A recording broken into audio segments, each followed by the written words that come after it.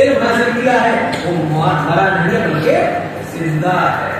آئیے ہم پھر اس رسول جس کو اللہ نے شہر علم کہہ دیا, آئیے ہم پھر اس کے پاس چل کے پوچھتے ہیں جس نے کہا مدینہ العلم والبابھا, میں شہر علم ہوں اور اس کا دروازہ. آئیے باب علی مدینہ العلم پر پہنچتے ہیں.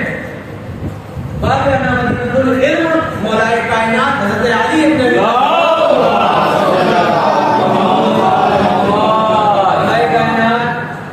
جب جنگ نہروان ہو گئی تو جنگ نہروان کے کچھ منافقین تھے, جو جنگ نہروان سے منافقین کی طرف سے جائے وہ طرف سے مارتے, تعداد ملتی ہے 10 افراد تھے. ان کا ایمان اس طرف نہیں تھا ورنہ علی مرتضیٰ کی طرف تھا.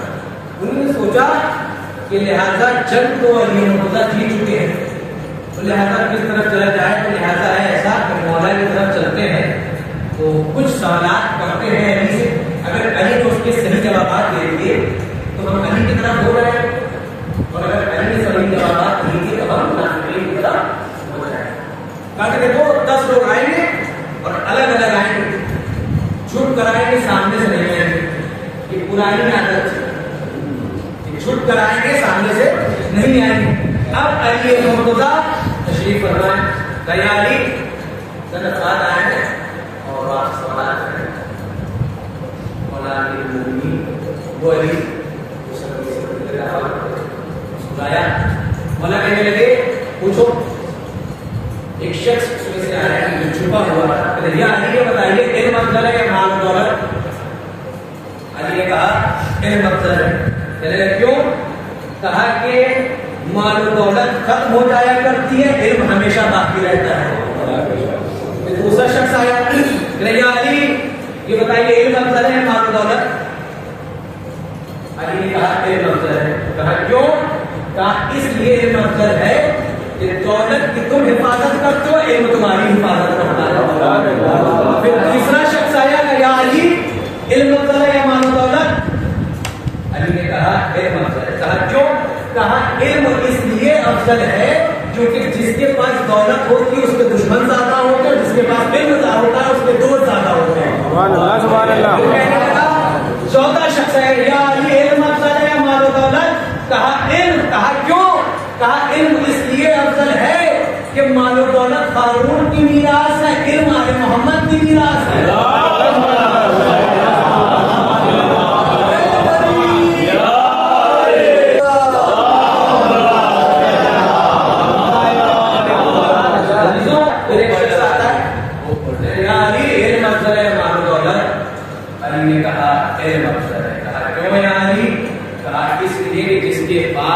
علم ہوتا ہے وہ اپنے کو خدا سمجھ لیتا ہے, اور جس کے پاس دولت ہوتی ہے وہ اپنے کو خدا سمجھ لیتا ہے. جس کے پاس علم ہوتا ہے وہ کہتا ہے پروردگار تیری عبادت کا حق نہ تھا. اب عزیزوں نے چاروں افراد علی مرتضیٰ سے سوال کر رہے تھے. سوال کرنے کے بعد کہنے یا علی ہم آپ کی طرف. انہوں نے کہا کیوں؟ کہا کہ آپ نے مجھے 10 سوالوں کے جواب دے دیے. کہ تمہارا ایمان 10 سوالوں پہ ٹک گیا. کہتے تمہارا ایمان 10 سوالوں پہ ٹک گیا. کہا اگر تو قیامت تک یہ پوچھتا رہتا میں علی قیامت تک اس کے جواب دے گا. یہ ہے مولا کائنات, ان کو رسول نے کہا ہے مدینہ العلم والے, یعنی مصداق اس کی ہو جس سے مل رہا ہو جو علی ہے. سوائے علی کے علم کو پہچاننے والا کوئی نہ ملا.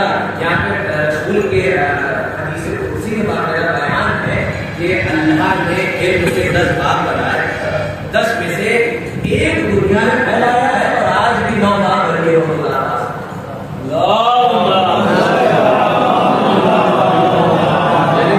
بات بھی علی مرتضیٰ کا دنیا بھی سمجھ نہیں پائی اور مقابلہ علی سے کرنے سے. 9 باب کو پہلے سے بدلے پھر علی سے بس وہ علی جس نے زندگی میں چھینے کر سکتی, وہ علی جس کے کنارے روزی و نماز کا طریقہ اور تاریخ کہہ رہی ہے کہ 20ویں کی شب علی بے چین شب شہادت ہے، کبھی غش میں آتے ہیں، کبھی غش سے استفادہ کرتے ہیں، اور امام حسن سے وصیتیں کر چکے ہیں۔ جناب زینب کو بلایا، کہا بیٹی کچھ لمحے میرے قریب ہیں۔ جناب زینب آئی، کہا کہ بیٹی مجھے قرآن سنا۔ عزیزوں، جناب زینب نے قرآن سنانا شروع کیا اور علی کی آنکھوں میں اشک آیا۔ جناب زینب قرآن سنا چکی، فرمایا کہ اے میرے بابا یہ بتائیے آپ اشک کیوں بہا رہے ہیں، کریا کیوں کر رہے ہیں؟ علی نے ارشاد فرمایا کہ بیٹی تمہارا لہجہ سننا تھا۔ کہا تو بابا اس لیے سننا تھا کہ شام کے دربار میں خطبہ کیسے دوں؟ عزیز تاریخ کہہ رہی ہے کہ علی نے کہا کہ شام کے دربار میں خطبہ کیسے دو گی؟ جیسے یہ جملے عطا کیے، جیسے یہ جملے بے ساختہ علی مرتضیٰ کے جملے نکلے زبان سے، زینب تڑپ گئی اور تڑپنے کے بعد علی کے سینے سے لپٹ کر رونے لگی۔ میں کہوں گا اے شہزادی ہاتھوں کو جوڑ کے رو لیجئے، ابھی حسین زندہ ہے، ابھی حسن مصطفیٰ زندہ ہے، ارے ابھی بھائی عباس جیسا زندہ ہے۔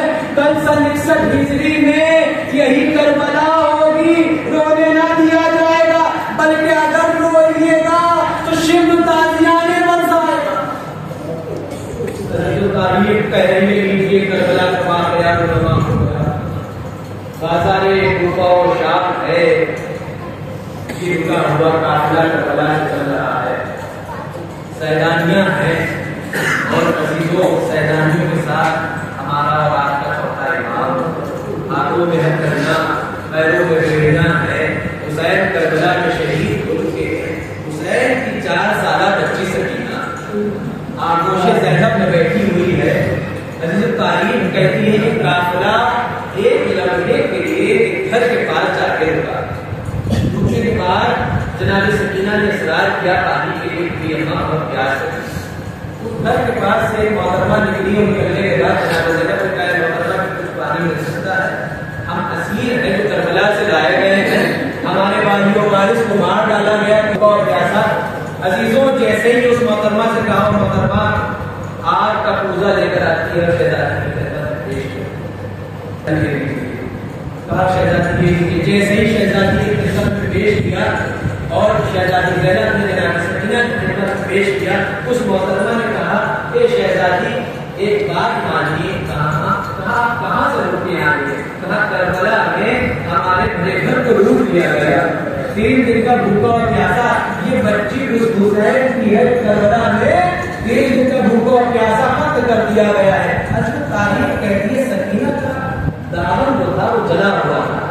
شان غریبہ میں جب خیموں میں آگ لگی تو سکینہ کا دامن جل چکا تھا۔ اب عزیزوں کو جملہ کہتی ہوں محترمہ کہ شہزادی ایک کام کریے، میں یہ چاہتی ہوں کہ اس بچی سے میرے حق میں دعائیں کروا دیجیے، میری 2 دعائیں ہیں وہ کروا دیجیے۔ اب جناب زینب نے کہا بتا میری کیا دعائیں ہیں؟ کہا اے شہزادی میری پہلی دعا یہ ہے کہ جس طریقے سے یہ بچی یتیم ہوئی ہے اس طریقے سے میرے بچے یتیم نہ ہو۔ عزیزوں جناب سکینہ نے اس چلے ہوئے دامن کے کرتے کو اٹھایا، ہاتھ بلند کیے، فضا میں بارے رہا، تجھ کو واسطہ ہے میری یتیمی کا، جیسے میں یتیم ہوئی ہوں اس طریقے سے اس کے بچے یتیم نہ ہوں۔ عزیزوں تاریخ کے جناب زینب نے کہا کہ محترمہ تیری دوسری دعا کیا ہے؟ اس دوسری دعا میں جیسے اس محترمہ نے کہا شہزادی میں یہ چاہتی ہوں یہ دعا کر دیجیے میرا حسین زندہ و سلامت رہے۔ اب حسین کا نام سننا تھا، جناب زینب تڑپ گئی، کہا کون حسین؟ کہا وہی حسین جو مدینے میں رہتا ہے۔ کہا کون حسین جو فرزند رسول ہے؟ کہا کون حسین جس کو فاطمہ نے چکیاں پیس کے پالا ہے؟ کہا ہاں وہی حسین۔ عزیزوں تاریخ کہتی جناب زینب نے بالوں کو پلٹا، کہا ام حبیبہ تم نے ہم کو نہ پہچانا، میں وہی زینب ہوں، کربلا سے لٹ کے آئی ہوں۔ ارے حسین کربلا میں 3 دن کے بھوکے اور پیاسے قتل کر دیے گئے۔ عزیزوں یہ قافلہ کوفے سے بڑھتا زندان شام تک پہنچتا ہے۔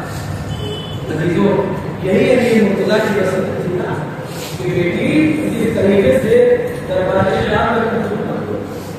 عزیز تاریخ کہتی ہے شہزادی کے لیے سب سے سخت منزل وہ تھی کہ دربار شام میں جانا.